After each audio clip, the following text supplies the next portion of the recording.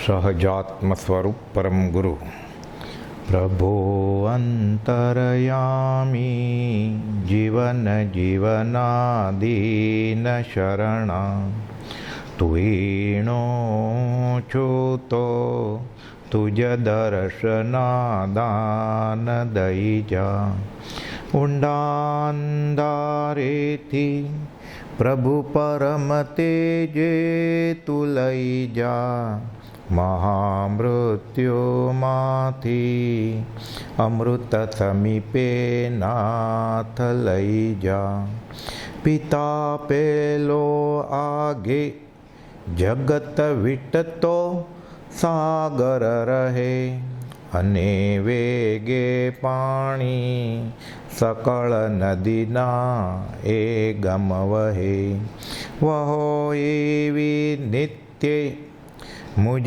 જીવનની સર્વજરણી દયાના પુણ્યોના પ્રભુ તુજ મહાસાગર ભણી. વચનામૃત 218 મુંબઈ ફાગણ સુદ 13 સોમ 1947. શરૂઆતમાં હરિને નમસ્કાર. શરૂઆતમાં હરિને નમસ્કાર એટલે શુદ્ધ સહજ આત્મ સ્વરૂપ સિદ્ધ ભગવાનને નમસ્કાર, ઈશ્વરને નમસ્કાર. હરિ શબ્દ વૈષ્ણવનો છે કે જૈનેતરનો છે એમ સમજીને આપણે વિકલ્પમાં જવાનું નથી, ભડકવાનું નથી. કૃપાળુદેવે ઘણી જગ્યાએ ખુલાસો કર્યો છે.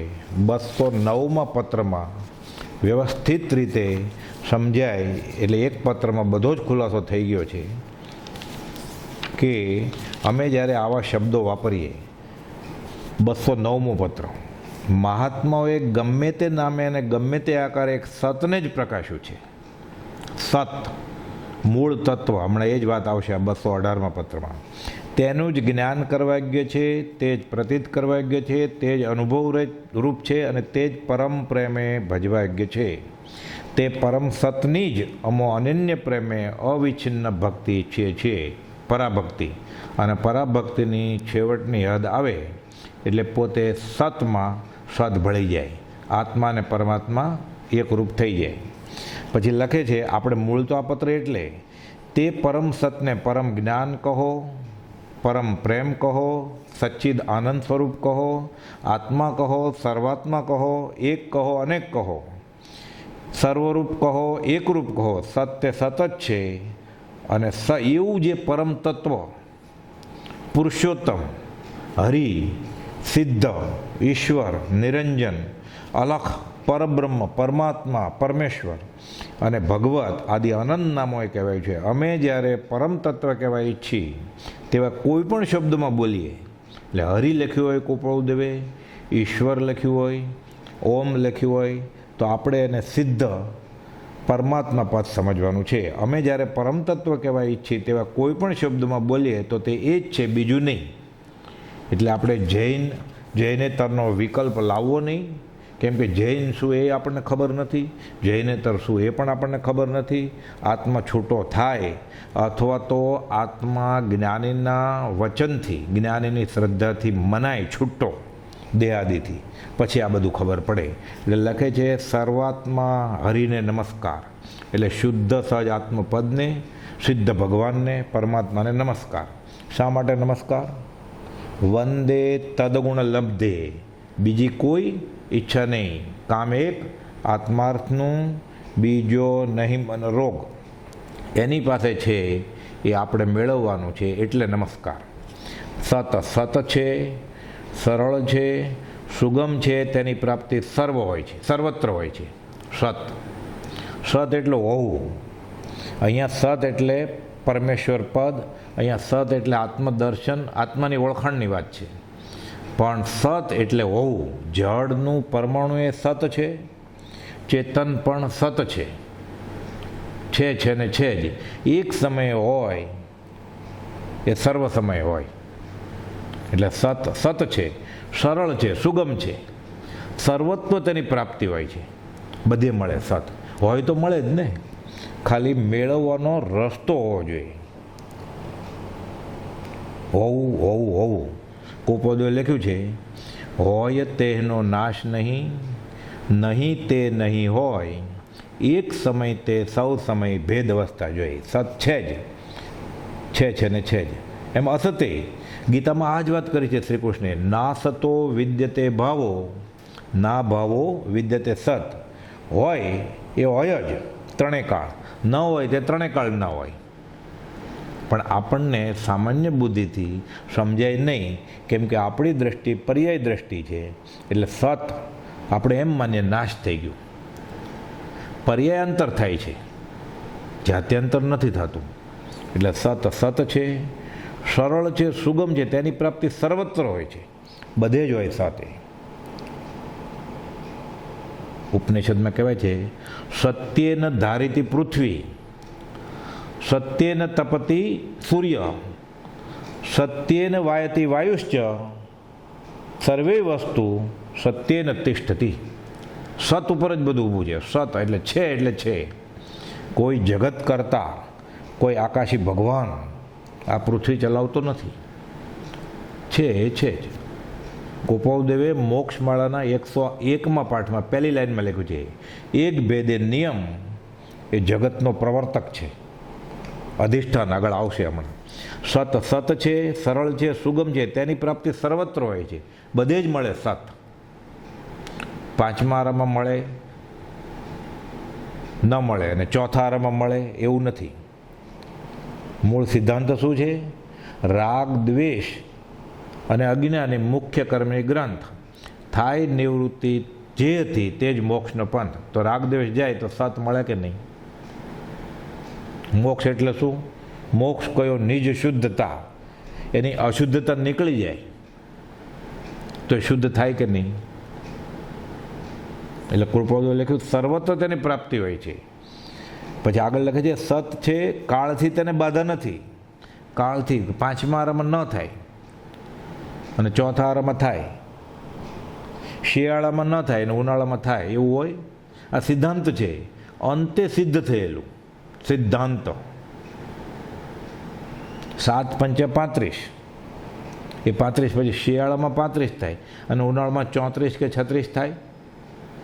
આકાશમાં ગણે કે ભોયરામાં ગણે, પરદેશમાં ગણે કે સ્વદેશમાં ગણે, ચંદ્ર ઉપર ગણે તો 7 પંચા, તો બીજો કઈ જવાબ આવે? ચોથા આરામાં ગણે 7 અને 5 12 થાય, તો પાંચમા આરામાં 13 થાય કે 11 થાય.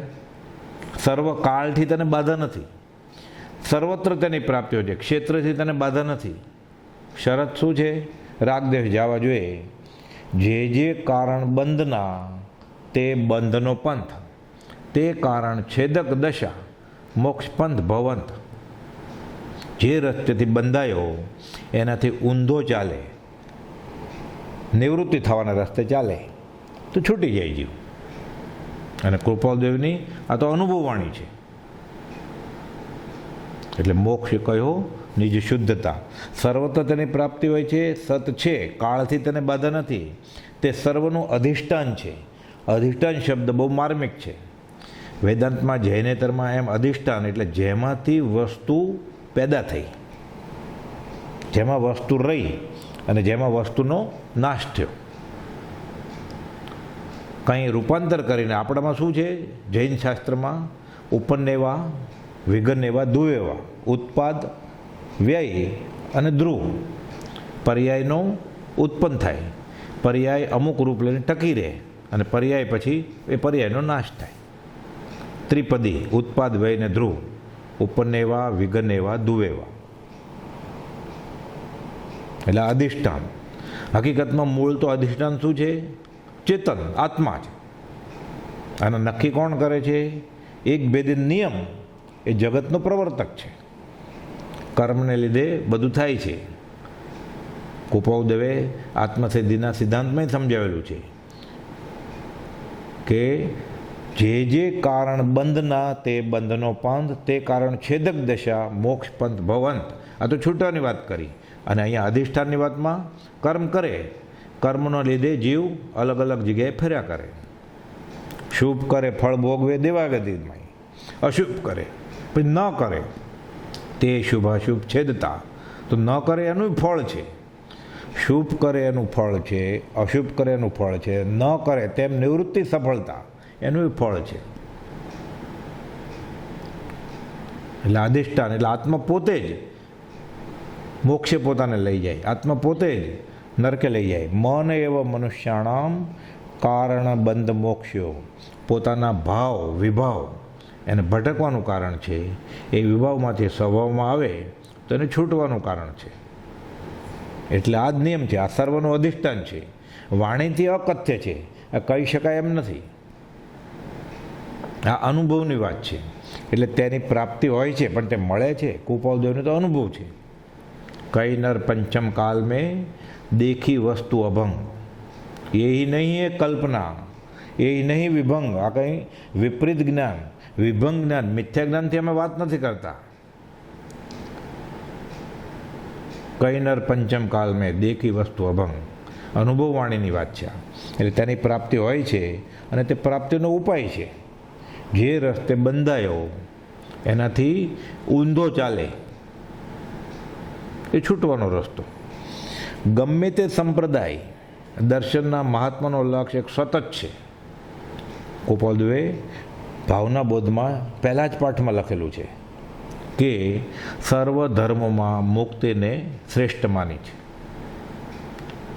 આમ તો સુઈગડાંગ સૂત્રનું વાક્ય છે, પણ રસ્તા અલગ અલગ છે, મંજિલ એક જ છે.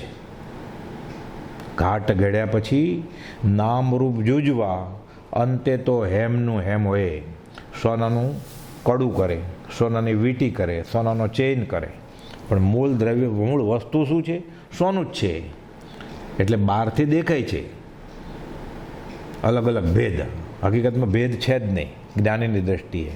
એટલે ગમે તે સંપ્રદાય, ગમે તે દર્શનના મહાત્માનો લક્ષ્ય એક સતત છે.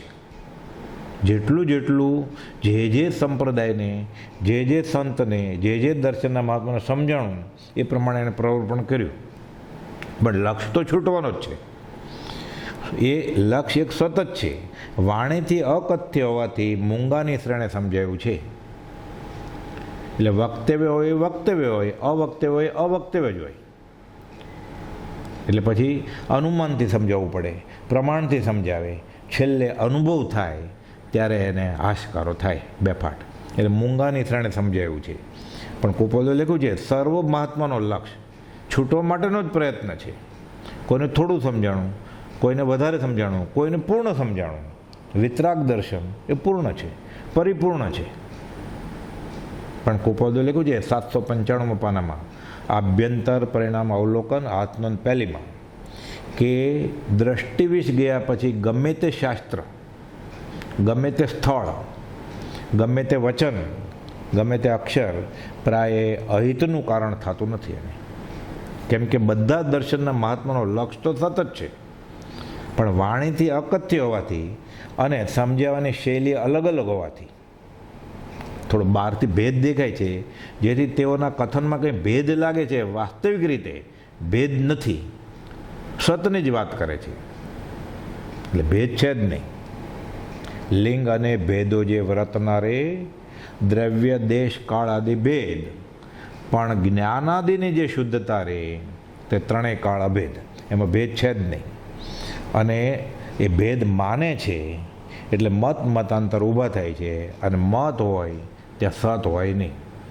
કુપદોએ લખ્યું છે મતભેદ રાખી કોઈ મોક્ષ ગયા નથી, મતભેદ રાખી કોઈ છૂટે જ નહીં. છૂટવાનો એક જ રસ્તો છે, એક હોય ત્રણ કાળમાં પરમારથનો પંથ. પ્રેરે જે પરમાત્મને તે વ્યવહાર સંબંધ, વ્યવહાર અલગ લાગે આપણને, છૂટવાનું બનતું હોય એ વ્યવહાર સાચો છે. લોકનું સ્વરૂપ સર્વકાળ એક સ્થિતિનું નથી, ક્ષણે ક્ષણે તે રૂપાંતર પેમા કરે છે. અનેક રૂપ નવા થાય છે, અનેક સ્થિતિ કરે છે અને અનેક લય પામે છે. એક ક્ષણ પહેલાં જે રૂપ બાહ્ય જ્ઞાને જણાયું નહોતું તે દેખાય છે, અને ક્ષણમાં ઘણા દીર્ઘ વિસ્તારવાળા રૂપ લય પામ્યા જાય છે. એટલે બહુ માર્મિક વાત કરી છે કુપોદો. આપણને એમ લાગે કે આ શા માટે કહ્યું છે. હકીકતમાં અધ્યાત્મ સમજવામાં મતાંતર પોતાના ખ્યાલ, સંપ્રદાયના ખ્યાલ, કુળ સંપ્રદાયના ખ્યાલ, પોતાના કુગુરુઓના ખ્યાલ એ રીતે વચમાં આવે છે. એટલે ગોપાલદ્વૈયા સમજાવે છે કે લોકનું સ્વરૂપ આ પર્યાયશીલ સ્વભાવ છે. બધા પદાર્થો પર્યાયશીલ છે. આપણે વાત કરીએ, કોઈને મળીએ કે આ ભાઈ બુઢા છે, એ બુઢા ક્યારે થઈ ગયા? બુઢા એ જન્મ્યા એ જ પળથી એ બુઢા થવાનું શરૂઆત થઈ ગઈ છે એની. આપણે એમ કહીએ ઝાડ કેટલું મોટું થઈ ગયું. એ ઝાડ ક્યારે મોટું થઈ ગયું? આંબો ઉગ્યો ગોઠલામાંથી, ક્યારે ઉગ્યો? એ ગોટલું માટીમાં ભીનું થયું ત્યારથી જ આંબો ઉગવા માંડ્યો છે, મોટો થવા માંડ્યો છે. વેલો અવડો મોટો થઈ ગયો, વેલ 2 માળા સુધી ચડી. વેલો એક સમયે મોટો થઈ રહ્યો છે. જીવ જન્મ્યો એક સમયે વૃદ્ધ થઈ રહ્યો છે. આ જૂનું થઈ ગયું.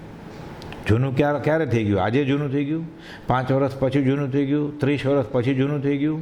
એ નવું બન્યું, નક્કોર ફેક્ટરીમાંથી નીકળ્યું ત્યારથી જૂનું થવાનું શરૂઆત થઈ ગયું છે. બધા પદાર્થો કાર્યરત છે, પર્યાયશીલ છે. ચેતનને ઉપયોગ છે, જળને ઉપયોગ નથી. ચેતન પણ એ રીતે પર્યાયશીલ જ છે. કર્મ પ્રમાણે, ભાવ વિભાવ પ્રમાણે બદલ્યા કરે છે. અરે સિદ્ધ પણ પર્યાય છે.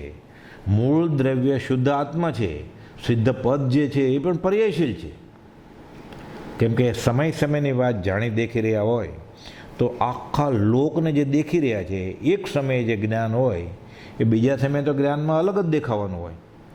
એ સિદ્ધ પણ ભલે આત્મા મુક્ત છે એટલે સાદી અનંત કાળ સુધી એમ જ રહેશે અને આત્માના આનંદમાં રહેશે. પણ સિદ્ધ પદ પણ એક પર્યાય છે. આત્મા દ્રવ્ય નિત્ય જ છે, મુખ્ય વસ્તુ છે શુદ્ધાત્મા. પણ સિદ્ધ પદ એક પર્યાય છે. એટલે એક સમયે જે સિદ્ધનો હોય પર્યાય એ બીજા સમયે ન હોય. પછી તો જળના પર્યાય બદલ્યા કરે. એમાં નવાય શું?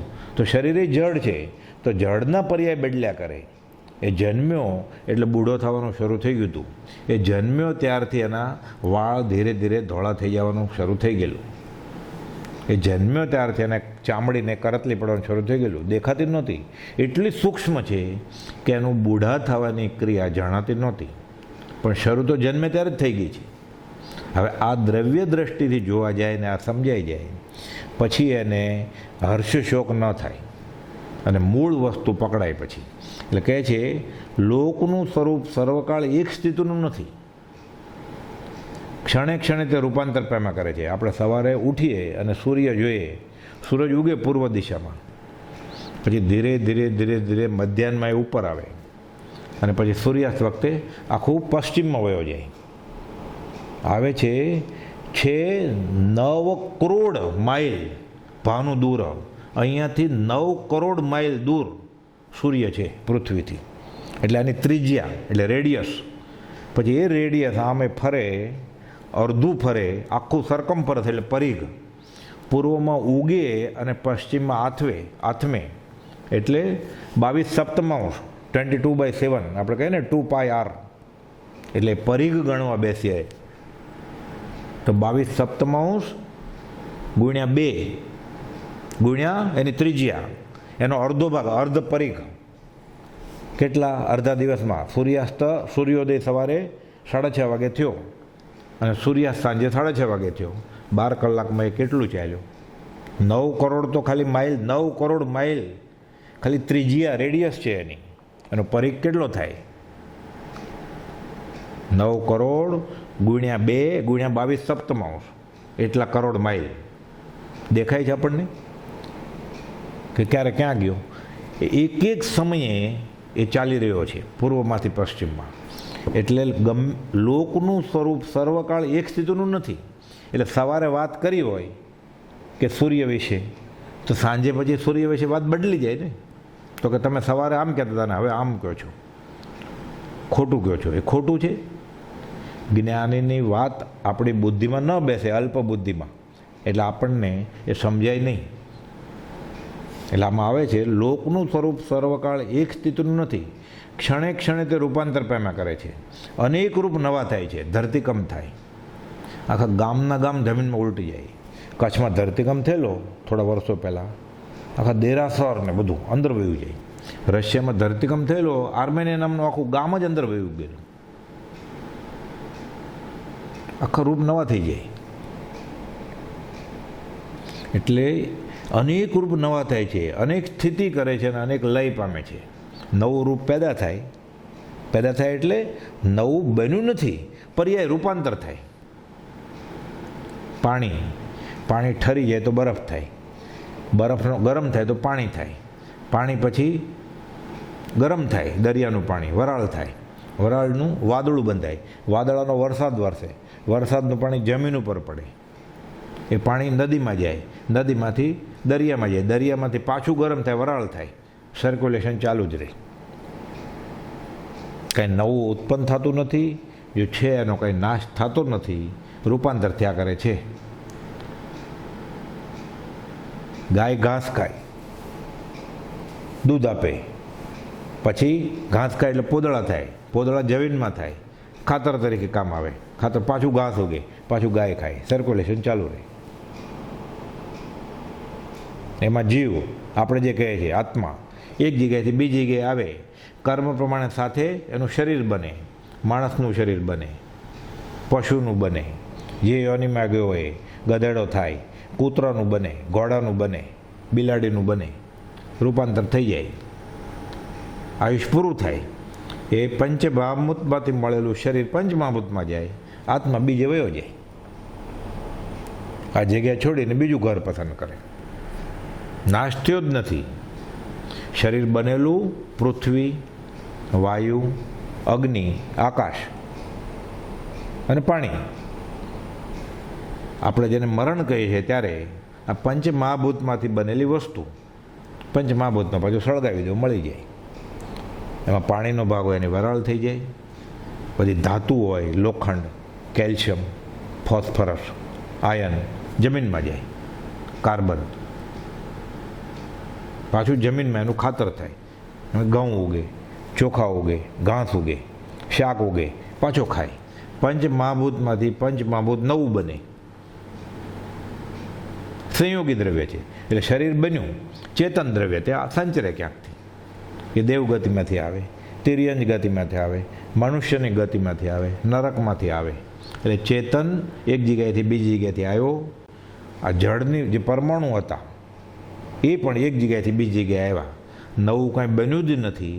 આપણે જે રૂપ જોઈએ છે એ નવું બન્યું છે. એટલે પર્યાય બદલે છે, સત જ છે.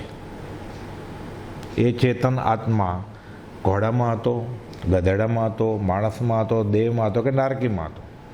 એનો એ આત્મા બધા કર્મો વયા જાય તો સિદ્ધ શિલાએ બેસે, બદલ્યો નથી આત્મા. તો પંચમહાભૂતનું શરીર, જે ઘોડાનું શરીર એમાંથી જ બનેલું, પંચમહાભૂતમાંથી. હાથીનું એમ જ બનેલું, માણસનું પણ એમ જ બનેલું.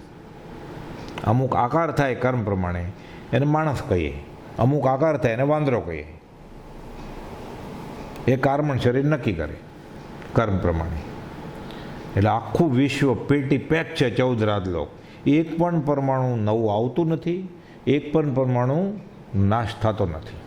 હોય તેનો નાશ નહીં, નહીં તે નહીં હોય, એક સમય તે સૌ સમય.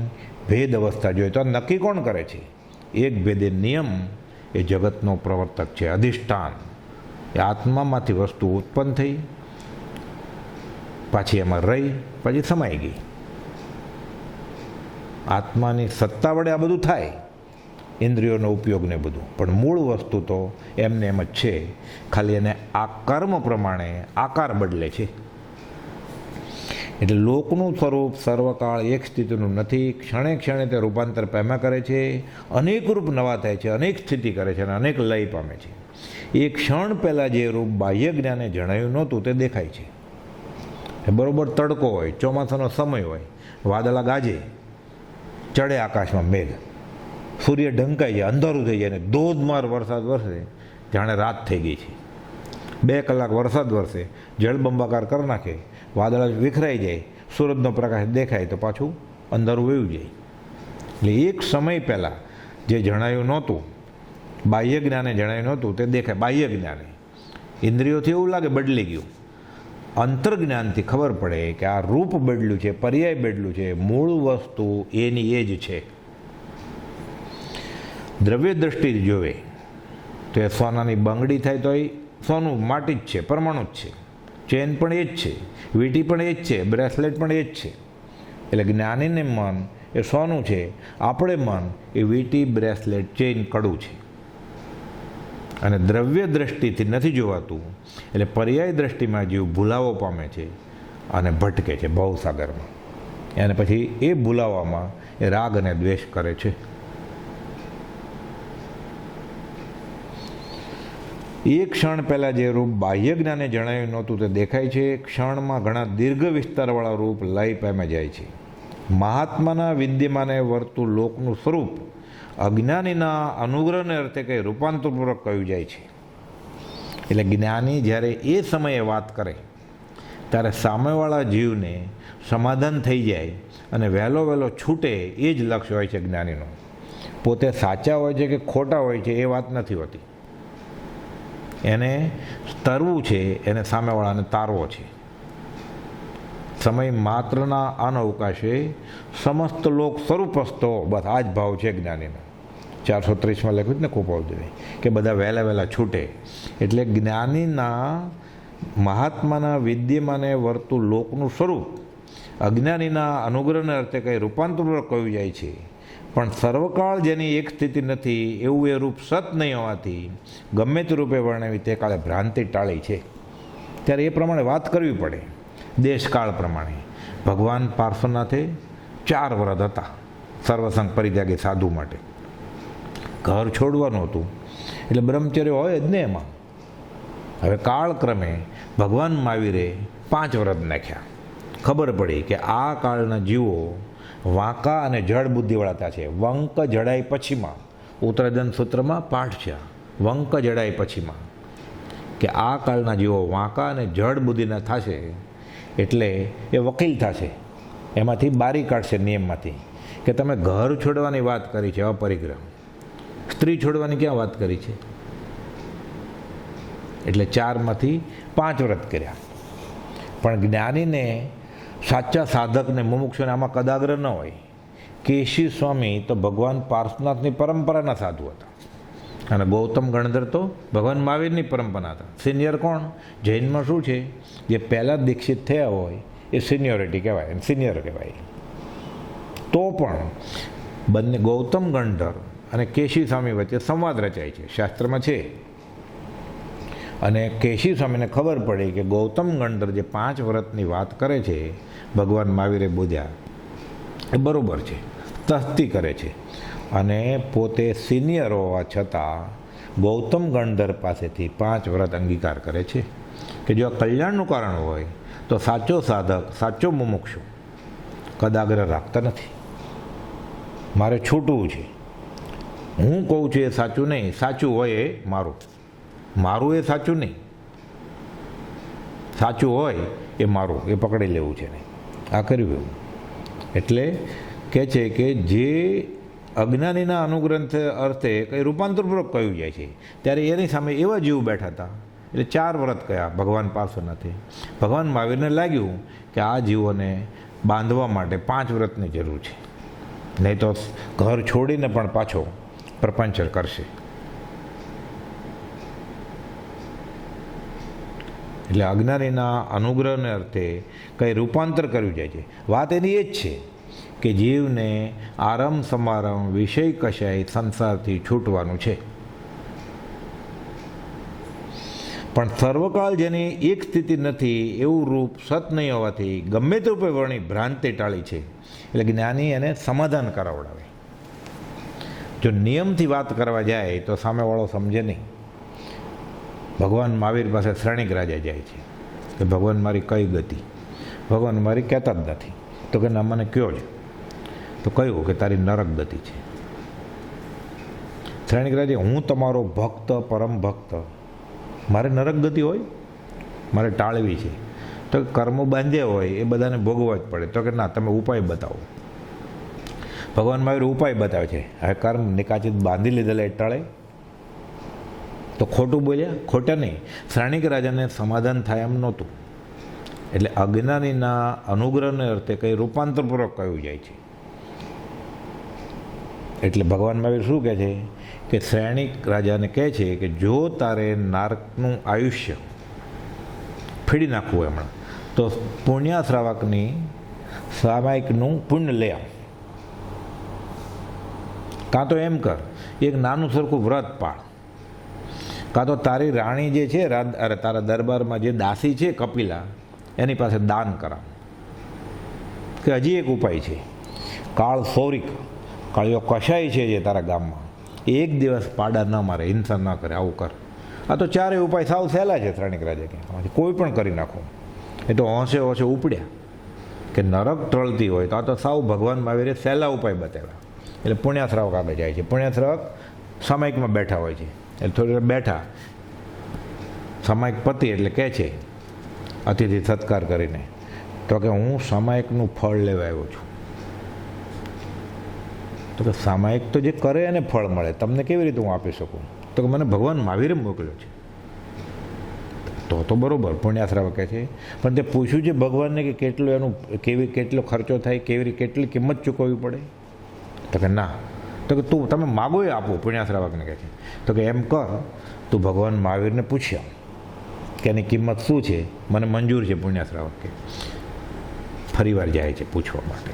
ભગવાન મહાવીર કહે છે તારા આખા રાજનું બધું દ્રવ્ય તું પુણ્યાશ્રાવકને આપી દે. એક સામાયિકનું ફળ શું છે?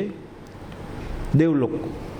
કે દેવલોકના પલંગનો પાયો ન મળે તો આખા રાજ દરબારનું બધું આપી દે તોય એ તો કરે અને મળે. એટલે આ ઉપાય તો નિષ્ફળ ગયો. કપિલા નામ દાસીને કહે છે કે આજે રાજ દરબારમાં દાન કરવા બેસવાનું છે. દાસી તો સિનિયર, વંશ પરંપરાગત હોય ને. શ્રેણિક રાજા સાવ નાના હતા ત્યારથી હતી કે કેમ તમને ભ્રમ થયો છે, તિજોરી લૂંટાવી દેવી છે? એમ નહીં બને. તો કે હું કહું છું મારે દાન આપવું છે, તું નહીં આપતી, તું બેસી રહેજે, હું તને હાથે ચાકડો બાંધી દઉં. બેસાડી તો એ માનવા તૈયાર નથી. એટલે એક દાસ રાખ્યો, એ દાસીનો હાથ પકડીને દાન અપાવડાવડે. આ શું બોલતી જાય દાસી, કપિલા દાસી? દાન હું આપતી નથી, દાન રાજાનો ચાકટો આપે છે. એટલે ભાવ શું હતા એના? કે મારે દાન આપવું જ નથી. એટલે દાન ન અપાયું ને. કપિલા દાસી દ્વારા તો દાન આપવાનું જ નહીં. થાક્યો શ્રેણિક રાજા. ત્રીજો ઉપાય કરવા જાય છે. કાળ ચોરીક કસાઈને કે આજે તો ઊંધે માથે લટકાવો. એટલે એને પહેલાં કીધું કે આજે પાડા નહીં, અમારો આ ધંધો છે. કે રાજાએ જો હુકુમી ન કરાય, જેના જે કામ હોય એ કરવા દેવા જોઈએ. કે હા તો ભગવાનની આજ્ઞા હતી. એટલે શ્રેણિક રાજાએ નવી ક્યાંક નુસ્ખો અજમાવો, કે હુકમ કર્યો કે જાઓ એને પાણી વગરના કૂવામાં ઊંધો લટકાવો સાંજ સુધી.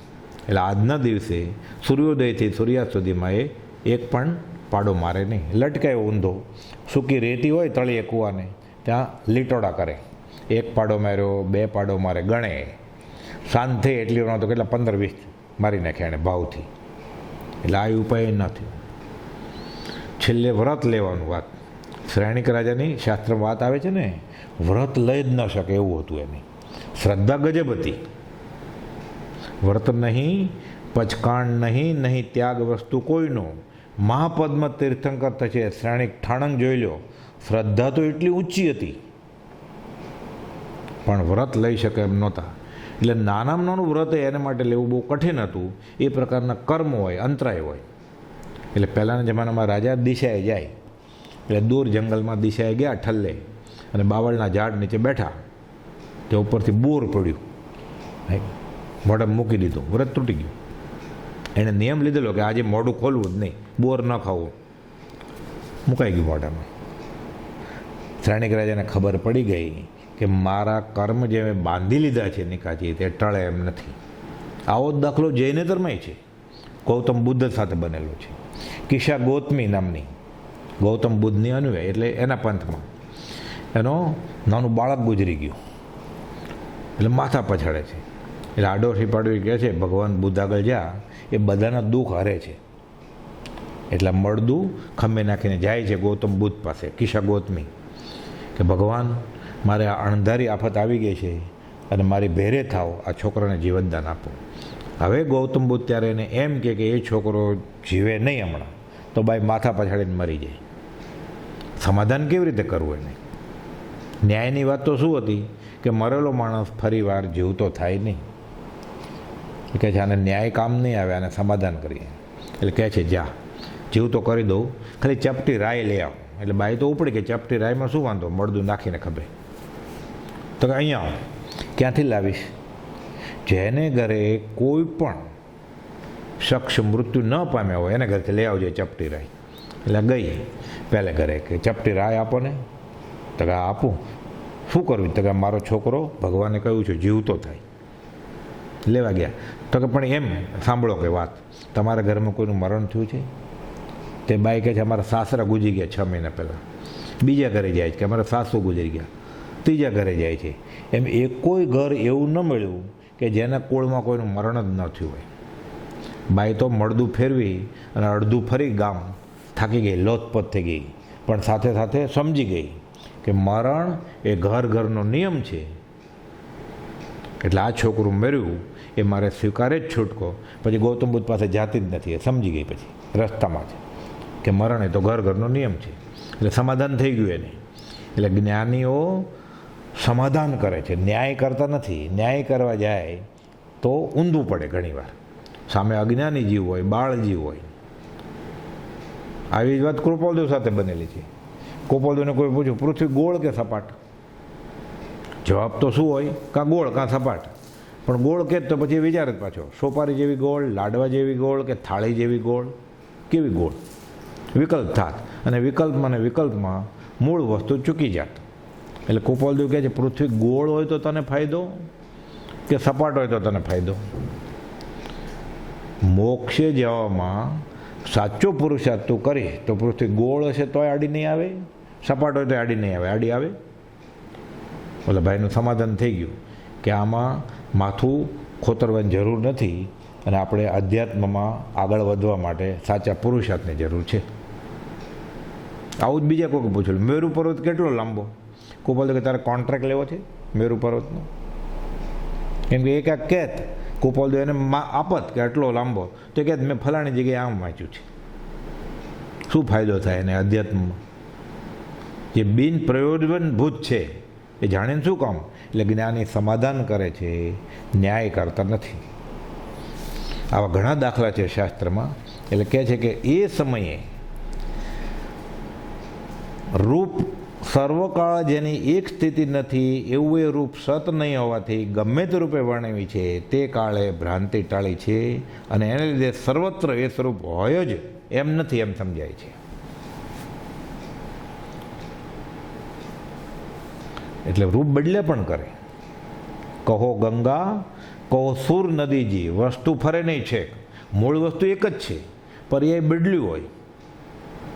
એમાં ને એમાં પર્યાય દ્રષ્ટિથી આ જીવ ફસાય છે અને અધ્યાત્મમાં આગળ વધી શકતો નથી. બાળ જીવો તો તે સ્વરૂપને શાશ્વત રૂપ માની લઈ ભ્રાંતિમાં પડે છે કે આમ જ હોવું જોઈએ. પણ કોક જોગ જીવ એવી અનેકતાની કેણીથી મૂંઝાઈ જઈ સત તરફ વળે છે.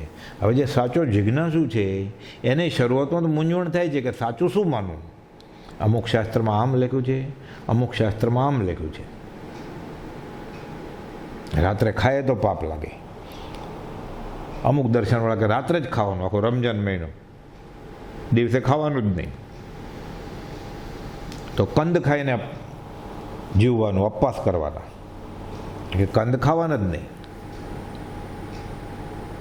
તો સાચું કહો? અથવા મત દર્શન ઘણા, કહે ઉપાય અનેક, તેમાં મત સાચો કયો? આત્મા એક જ છે, આત્મા સ્વતંત્ર અનેક છે, જગત કરતા છે. બ્રહ્મા વિષ્ણુ મહેશ છે, જગત કરતા છે જ નહીં.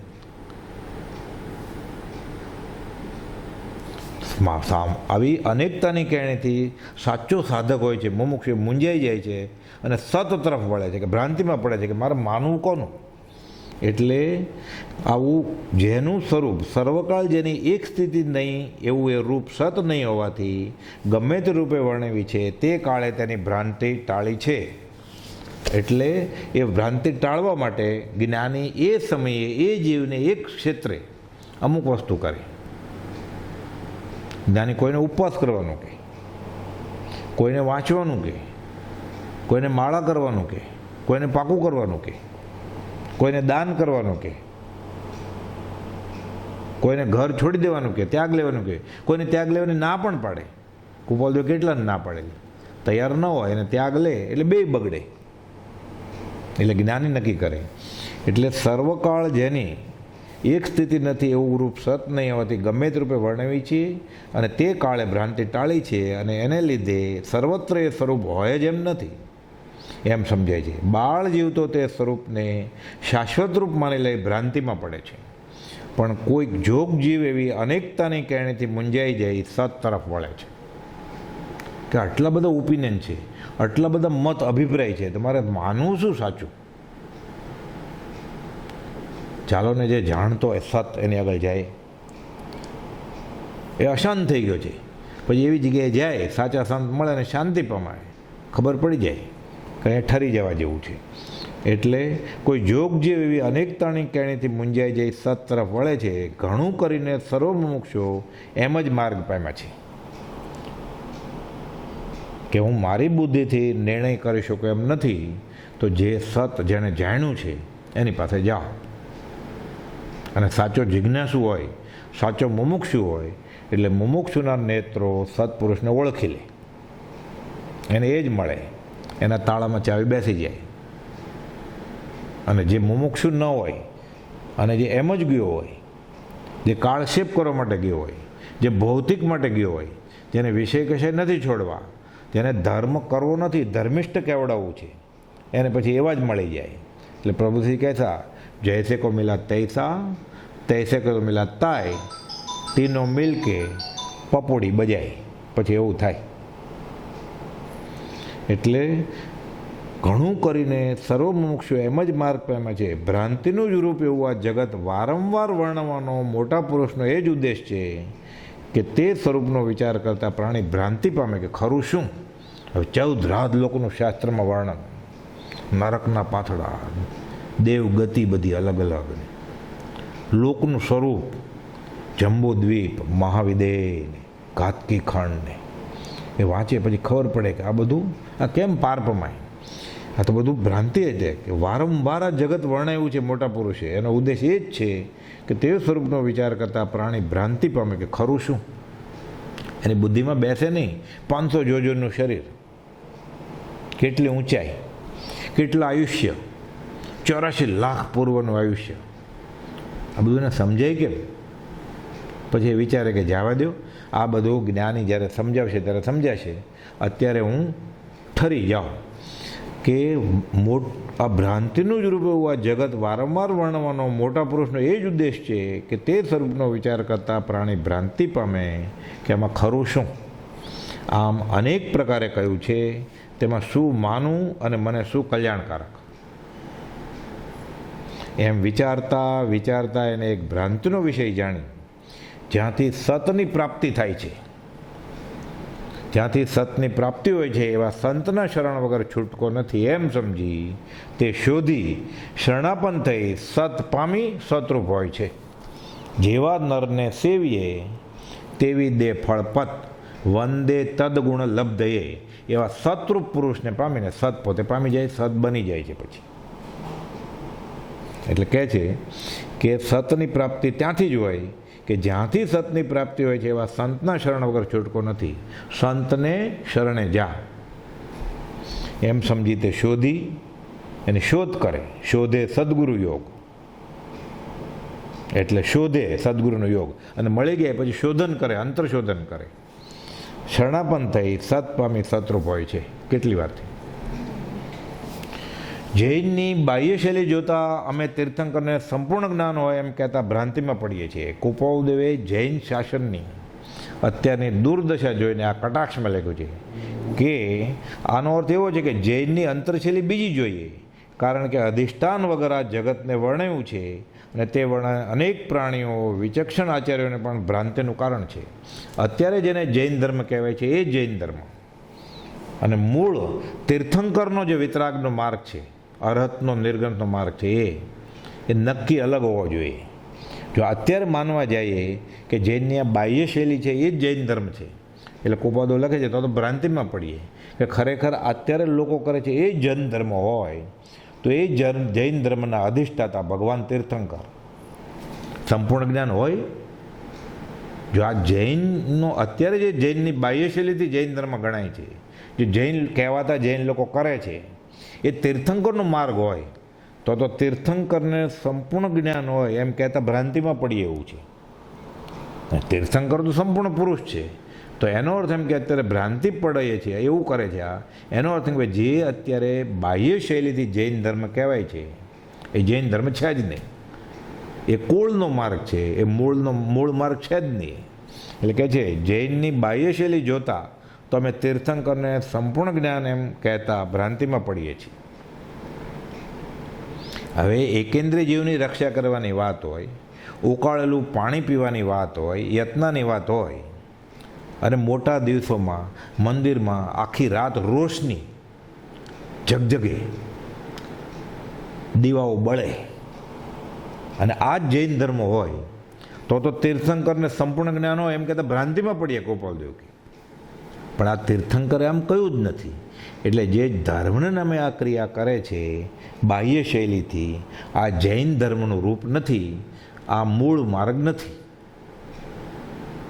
દેખાદેખીથી પછી આ પેસી ગયેલો બગડેલો માર્ગ છે.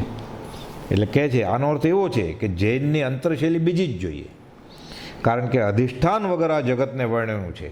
અત્યારે એમ કહેવાય કે અધિષ્ઠાન જગત કરતાં છે જ નહીં, જગત કરતાં નથી કાંઈ, પણ કર્મ છે, કર્મ સત્તા જ બળવાન છે.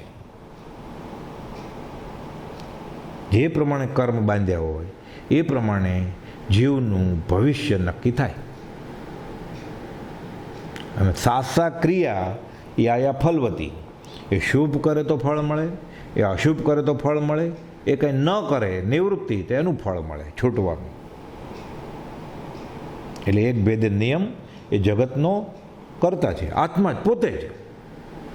એટલે છે અધિષ્ઠાન, પણ લોકોને જે ખ્યાલ છે અધિષ્ઠાન કે એવી કોઈ શક્તિ આ જગત બનાવ્યું, બ્રહ્માંડ બનાવ્યું, જીવ બનાવ્યા, માણસો બનાવ્યા, પશુ બનાવ્યા, એ રીતનું નથી. એટલે જૈનની અંતરશૈલી બીજી જ જોઈએ, કારણ કે અધિષ્ઠાન વગર આ જગતને વર્ણવ્યું છે. તે વર્ણન અનેક પ્રાણીઓ, વિચક્ષણ આચાર્યોને પણ ભ્રાંતિનું કારણ થયું છે. તથાપિ અમે અમારા અભિપ્રાય પ્રમાણે વિચારીએ છીએ, કુપાલદેવ કહે છે, કેમ કે એ તો ભગવાન મહાવીર સાથે વિચારેલા હતા, કે એમ લાગે છે કે તીર્થંકર દેવ તો જ્ઞાની આત્મા હોવા જોઈએ. એટલે બાહ્ય શૈલી જૈનની છે એ પ્રત્યે કટાક્ષ કરીને કુપાલદેવ સમજાવે છે કે આ કાળ પરત્વે જગતનું રૂપ વર્ણવ્યું છે. એ સમયે જીવ જે સામે હતા એ પ્રમાણે વાત કરી, અને લોકો સર્વકાળ એવું માની બેઠા છે, તેથી ભ્રાંતિમાં પડ્યા છે. પણ બદલ્યા કરે ને બધું. આપણે બોલીએ જ ને પૂજામાં, આરતી દીવામાં, 2.5 રૂપિયા મણ, 2.5 મણ ઘી ભગવાન મહાવીરના સમયમાં હતું. એટલે 20 કિલો 2.5 રૂપિયાનું. અત્યારે 2.5 રૂપિયામાં એક દિવેટ બળે એટલું ન મળે આપણને દીવો કરવા માટે. પણ એ સમયે બરોબર હતું.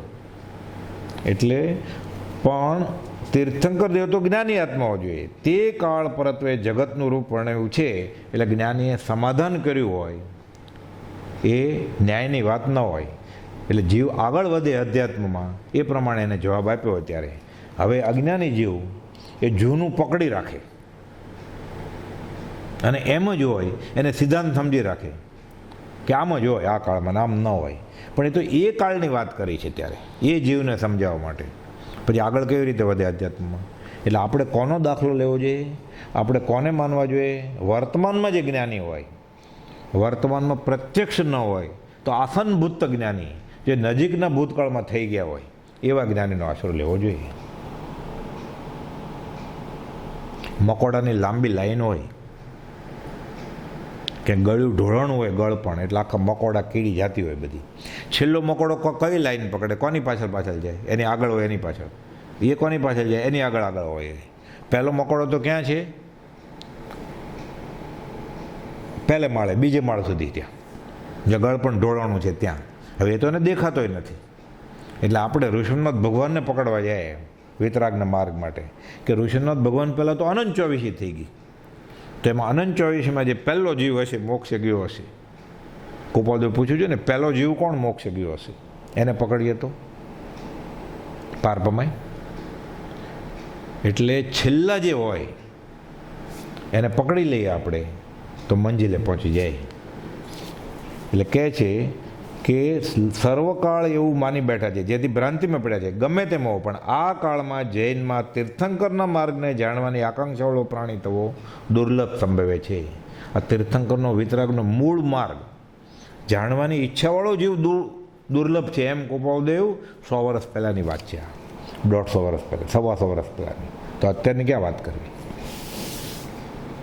કેમ? ભક્તિને સત્સંગ વિદેશી ગયા છે. હિન પુણ્ય જીવોએ ભારત ક્ષેત્ર ઘેરી વળ્યું છે. મોક્ષે જાય એવા માણસોનો સંભવ ઓછો જણાય છે. એકાંતે નથી એમ નહીં, ઓછો જણાય છે. આકાંક્ષા, કારણ કે ખરાબે ચડેલું વાણ, અને તે પણ જૂનું ને ભયંકર છે. એક તો ખરાબ એટલે તોફાન છે અત્યારે મત સંપ્રદાયનું, એમાં ખરાબે ચડેલું વાણ છે, અને જૂનું છે પાછું, જૂના ખ્યાલ પ્રમાણે. અમારે તો આમ જ, અમારે તો આમ જ. પણ તમે જે કરો છો એ તમારા બાપ દાદાનો કુલ ધર્મનો ખ્યાલ છે કે વિતરાગ ભગવાન જ્ઞાનીનો ખ્યાલ છે? એ કોઈ પૂછતું જ નથી, ગોપાલદેવ કહે છે. એટલે તેમાં જૈનની કથની ઘસાઈ જઈ, અધિષ્ઠાન વિશેની ભ્રાંતિરૂપ ખરાબે તે વાંચ ચડ્યું છે. એ બધું ભૂલાઈ જ ગયું, જેથી સુખરૂપ થવું સંભવે નહીં. આ મારી વાત પ્રતિમા દેખા છે. તીર્થંકર દેવના સંબંધમાં અમને વારંવાર વિચાર રહ્યા કરે છે. તેમણે અધિષ્ઠાન વગર આ જગત વર્ણવ્યું છે, તેનું કારણ શું? એટલે અત્યારે જે જૈનની બાહ્ય શૈલી છે એ કૃપાલદેવ કહે છે કે સાવ બદલી ગઈ છે.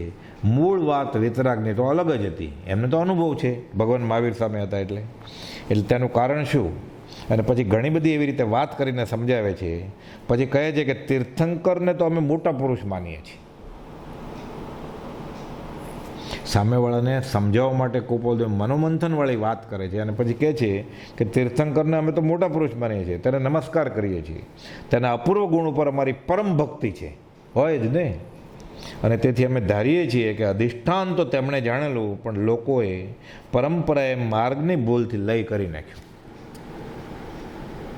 પરંપરાએ એટલે ગુરુ ચેલાને કહે, ચેલો એના ચેલાને કહે, એટલે મૂળ વસ્તુ ચૂકાઈ જાય. એટલે જગતનું કોઈ અધિષ્ઠાન હોવું જ જોઈએ, એમ ઘણા ખરા મહાત્માનું કથન છે. અને અમે પણ એમ જ કહીએ છીએ કે અધિષ્ઠાન છે, અને તે અધિષ્ઠાન એ હરિભગવાન છે, આત્મા, શુદ્ધાત્મા.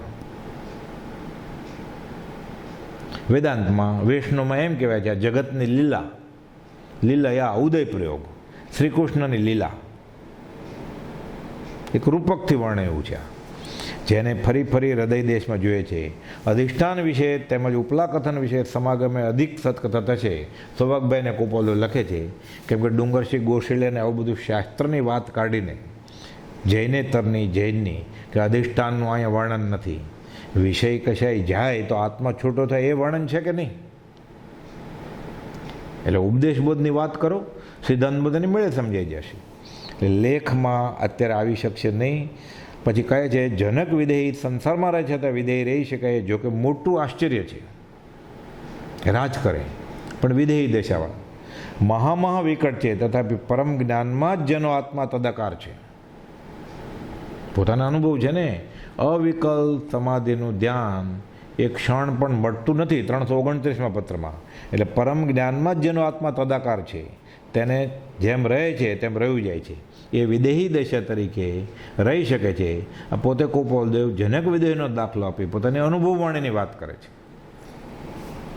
અને જેમ પ્રારબ્ધ કર્મનો ઉદય તેમ વર્તા તેમને બાદ હોતો નથી. જો જનક વિદેહીને ન બાદ હોય તો ગોપાલદેવને ક્યાંથી હોય?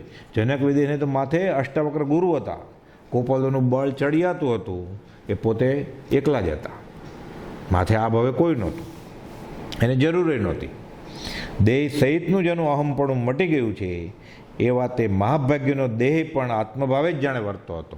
વાત ભરત વિદેહીની, જનક વિદેહીની કરે છે કે દેહ સહિતનું જેનું અહમપણું મટી ગયું છે. અમે દેહધારી છીએ કે કેમ તે સંભાળે ત્યારે માંડ જાણીએ છીએ, અને ક્યાં અહમભાવ છે. એટલે કહે છે એવા મહાભાગ્યનો દેહ પણ આત્મભાવે જ જાણે વર્તો હતો. વાત જનક વિદેહની કરે છે પણ છે પોતાની અનુભવવાણી. તો પછી તેમની દશા ભેદવાળી ક્યાંથી હોય? આ જ પ્રમાણે સમકીતી, શાયિક સમકીતી એવા શ્રીકૃષ્ણની વાત કરે છે. શ્રીકૃષ્ણ એ મહાત્મા હતા, જ્ઞાની છતાં ઉદય ભાવે સંસારમાં રહ્યા હતા, એટલું જૈનથી પણ જાણી શકાય છે. હતા તો જ્ઞાની, પણ ભોગાવલી કર્મના ઉદયે લીલા એટલે લીલયા ઉદય પ્રયોગે સંસારમાં હતા. તે ખરું છે, તથાપિ તેમની ગતિ વિશે જે ભેદ બતાવ્યો છે. જૈનમાં એમ કહેવાય છે કે અહીંયા ગયા, ફલાણી જગ્યાએ ગયા. જૈનેતરમાં એમ કહે છે કે તો ભગવાન છે. તેનું જુદું કારણ છે. ભાગવત આદિકમાં જો જે કૃષ્ણ વર્ણવ્યા છે તે તો પરમાત્મા જ છે, પણ પરમાત્માની લીલાને મહાત્માના કૃષ્ણ નામે ગાય છે. અને એ ભાગવત અને એ કૃષ્ણ જો મહાપુરુષથી સમજી લે તો જીવ જ્ઞાન પામી જાય એમ છે. એટલે ગોપી ને કનૈયો આ પોતાની મેળે આ ક્યારે રમી આવ્યા રાસ જો એ વાત કરે સમજ્યા વગર, રૂપકથી કંઈ કહ્યું હોય, અલંકારિક ભાષામાં કહ્યું હોય અને એને તત્વરૂપે સમજી લે એટલે જીવ ભૂલાય છે. એટલે કુપાવદેવ રાળ જ હતા અને સાથે સૌભાગભાઈ ત્યાં હતા, અંબાલાલભાઈ હતા, ખંભાતના સુંદરદાસ, નગીનદાસ બધા જાય છે. કુપાવદેવ ધૂન મચાવે છે, વલવલે વૈકુંઠનાથ મારો વલવલે વૈકુંઠનાથ.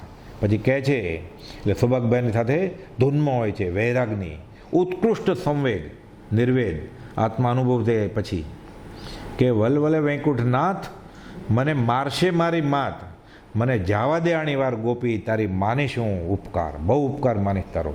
ચિત્તવૃત્તિઓ જો કાબૂમાં નહીં રહે તો આ સંસાર પરિભ્રમણ કરવું પડશે. વલવલે છે, હવે ડર લાગે છે, હવે આ સંસાર મારે જોતો નથી.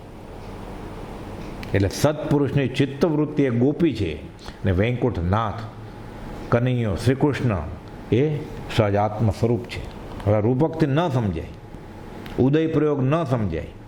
એટલે ગોપી ને શ્રીકૃષ્ણ ને નાચ ને દાંડિયા રાસ ને પિતાંબર પહેરીને રાસ રમવાનું આ બધું સમજાય. એટલે કહે છે ભાગવતમાં જે શ્રીકૃષ્ણ વર્ણવ્યા છે તે તો પરમાત્મા જ છે. પરમાત્માની લીલાને મહાત્મા કૃષ્ણ નામે ગાય છે. આ એક શૃંગારયુક્ત ધર્મ થઈ ગયો છે. હકીકતમાં એ કવિએ સમજાવવા માટે શૈલી કરી હોય. મૂળ આશય વ્યાસ નહોતો, ભક્તિનો જ હતો.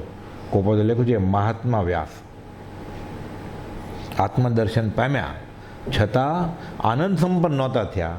એટલે પછી દશમ સ્કંધ ગોપીની શ્રીકૃષ્ણ વિશે ચિત્તવૃત્તિ સત્પુરુષની આત્મામાં જ રોકાઈ જાય છે. આ ભક્તિ રૂપકથી ગાય અને ઠર્યા, રસ લૂંટ્યો આત્માનો, એ વાત છે. એટલે કહે છે કે જીવ જો એ ભાગવત અને એ કૃષ્ણ જો મહાપુરુષથી સમજી લે તો જીવ જ્ઞાન પામી જાય એમ છે. પણ સમજાવનાર પાછો એ આશય પુરુષ હોવો જોઈએ. આ વાત અમને બહુ પ્રિય છે અને તમારા સમાગમે આવે તે વિશેષ ચર્ચું લખી જતું નથી. પછી જ્યારે મળ્યા છે, આ 47ની જ વાત છે, પછી આગળ ઉપર મળ્યા હોય ત્યારે સમજાવ્યું છે. સ્વર્ગ નરક આદિની પ્રતીતિનો ઉપાય યોગ માર્ગ છે. તેમાં પણ જેમને દુરંદેશી સિદ્ધિ પ્રાપ્ત થાય છે તેની પ્રતીતિ માટે યોગ્ય છે. દુરંદેશી લબ્ધિ પ્રાપ્ત થાય, અવધિ જ્ઞાન પરમ અવધિ દયન થાય, પરમ અવગાઢ દશા થાય, પછી ઉગાડ થાય. એટલે અહીંયાથી બેઠા બેઠા એને સ્વર્ગના, દેવલોકના અને નર્કના બધા દર્શન થઈ શકે, એ જાણી શકે. સર્વકાળ એ પ્રતીતિ પ્રાણીને દુર્લભ થઈ પડી છે.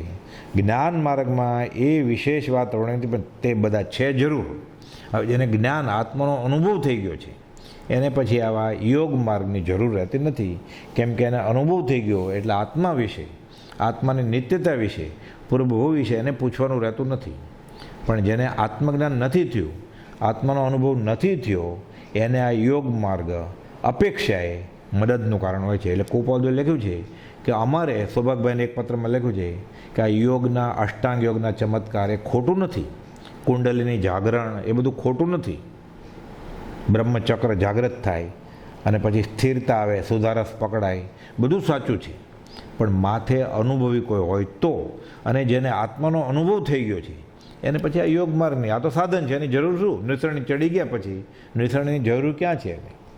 એટલે કુપાઉદેવે કહ્યું છે કે એને જ્ઞાન માર્ગ, કુપાઉદેવને આત્મા જ અનુભવાઈ ગયો છે બેફાટ.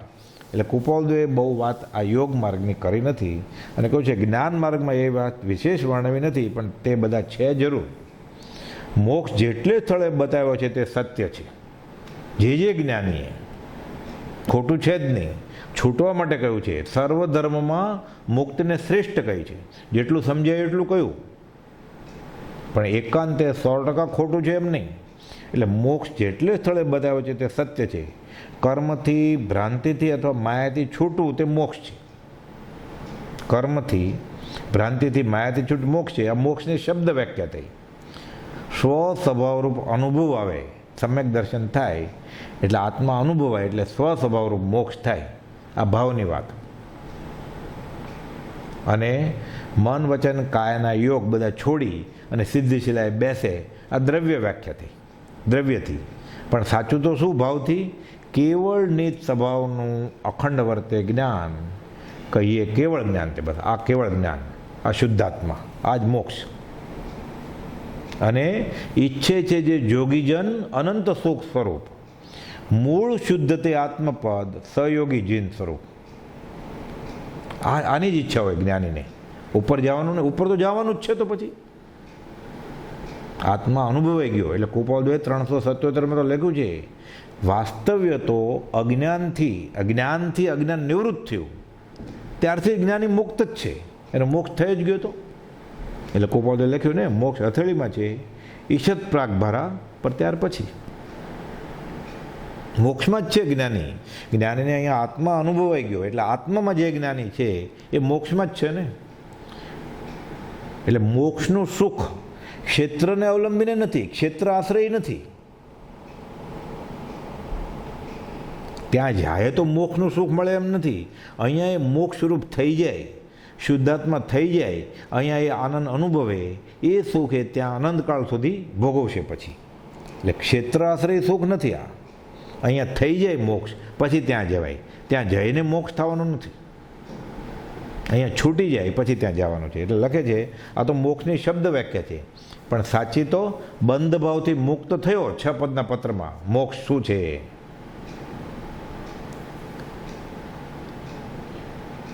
બંધ ભાવથી જીવ મોક્ષ થયો એનું નામ જ મોક્ષ. જીવ એક પણ છે અને અનેક પણ છે. એટલે આત્મા દ્રવ્ય નિત્ય છે, એક જ છે આત્મા. બધા આત્મા સરખા છે એમ. એટલે જીવ એક પણ છે, બધા આત્મા સરખા જ છે ને.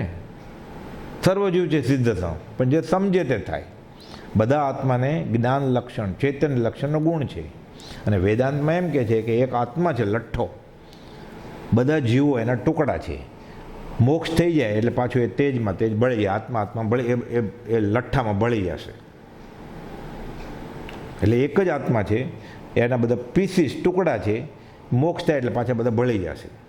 તો વિતરાગ દર્શનમાં, જૈન દર્શનમાં શું છે કે સ્વતંત્ર છે બધા આત્મા. જે મુક્ત થાય એ સિદ્ધાત્મા પણ મુક્ત જ છે. ત્યાં પોતાનો આનંદ પોતાની પાસે જ છે, પરાલંબી નથી. જે રખડે છે એ કર્મ લઈને રખડે છે. સૌનું સ્વતંત્ર છે, સાથે ભાગીદારી નથી. રામનો જીવ કર્મ છોડીને મોક્ષે વયો ગયો, તો કે સીતાનો જીવ હજી કર્મ ભોગવે. જીવ એક પણ છે અને અનેક પણ છે. અધિષ્ઠાનથી એક છે. મૂળ વસ્તુ ગણવા બેસીએ કે જેમાંથી વસ્તુ ઉત્પન્ન થઈ, ટકી, નાશ થઈ. શુદ્ધ આત્મા છે એ તો છૂટો જ છે. એ તો કર્મ બાંધે, ભોગવે, પાછો બાંધે, પાછો ભોગવે, છૂટી જાય. અધિષ્ઠાનથી એક છે, જીવ રૂપે અનેક છે. આટલો ખુલાસો લખ્યો છે, તથાપિ તે બહુ અધૂરો લખ્યો છે, કારણ લખતા કોઈ તેવા શબ્દો જડ્યા નથી. પણ આપ સમજી શકશો એમ મને નિશંકા હતી. એટલે આ રીતે કુપાઉદેવે સમાધાન કરીને રૂપકની વાતમાં વધારે કાળક્ષેપ ન કરવાનો અને આ જગતનું સ્વરૂપ જાણીને ભ્રાંતિમાં પડવાને બદલે જે વિષય કશાય છોડો એમ આગળ વધે તો ધીરે ધીરે એને બધું સમજાતું જશે. અને જગતનું સ્વરૂપ શું છે એ પણ સમજાતું જશે. એટલે ચોપડામાં કંઈક લખ્યું હોય એ અજ્ઞાનીના અનુગ્રહનો અર્થે રૂપાંતરપૂર્વક કહ્યું હોય સમાધાન માટે, એ ન્યાય ન પણ હોય. આપણે એને ન્યાય માની લઈએ અને પછી આ કાળની અપેક્ષા અટવાઈ જાય. એટલે છેલ્લે તો જ્ઞાનીએ જે કહ્યું છે એ તહત્તી કરવું પડે. અને આપણે અત્યારે આસનભૂત જ્ઞાની કુપાઉદેવને જ પરમેશ્વર પદ તરીકે સ્વીકારી લઈએ તો બધા કોયડા ધીરે ધીરે ઉકેલ પામે. સહજાત્મ સ્વરૂપ પરમ ગુરુ.